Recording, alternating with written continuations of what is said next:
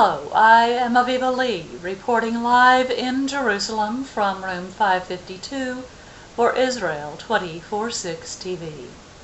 Today is Sunday, the 17th of February 2008, and welcome to this Sunday edition of Fact Without Commentary. Last Friday, the 15th of February 2008, the military court in Samaria delivered its verdict in the case against the female Arab detainee Ms. Fatna Abu Ayyash. Ms. Abu Ayyash was indeed found guilty of planning a terrorist attack with other terrorist operatives against an Israeli citizen. Ms. Abu Ayyash planned first to meet with an Israeli acquaintance, to drug him with sleeping pills, to kidnap him and transport him to Nablus. There she was to transfer him to the hands of another terror operative who planned to murder the Israeli. Ms. Abu Ayyash had arranged to meet the Israeli man in Tel Aviv and was on her way to the meeting with the sleeping pills in her possession when she was arrested by security forces. The military court sentenced Ms. Abu Ayyash to 15 years in prison and an additional 5 years of probation. And Israel's military operated in Judea, Samaria, and the Jordan Valley 2 weeks ago with the intended purpose of attacking terrorist strongholds and protecting the Israeli home front. A knife-wielding Arab during that past 2 weeks at a checkpoint south of Jenin injured an Israeli soldier. The attacker was subdued, arrested, and transferred to the Israel police. And on Thursday, the 8th of February 2008, the IDF released a previously censored report concerning the discovery of 800 kilograms of potassium nitrate. That substance, which is banned in the Gaza Strip, was in an Israeli truck which was stopped at the Eliyahu crossing south of Kalkilia on the 16th of January 2008. And during a shooting incident near the village of El Yamoun, northwest of Jenin, hostile combatants opened fire on the Israel Defense Forces stationed there. No injuries were reported by Israel's soldiers.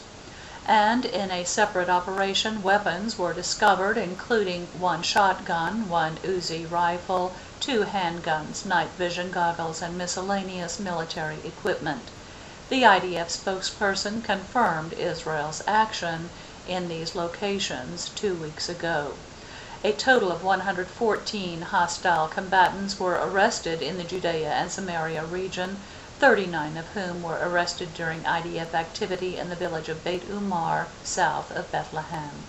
And in the Gaza Strip, Israel's military conducted ground and air maneuvers against terrorist organizations launching Qassam rockets and mortar shells into the sovereign state of Israel.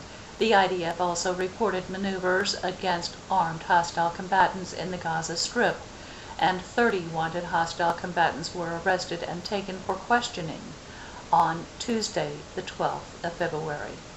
On Monday, February 11th, IDF forces operated against rocket launching sites in the northern and central Gaza Strip. In central Gaza, IDF forces identified hitting a number of groups of armed gunmen. In a number of incidents in northern Gaza, IDF forces identified hitting armed gunmen after exchanges of fire erupted.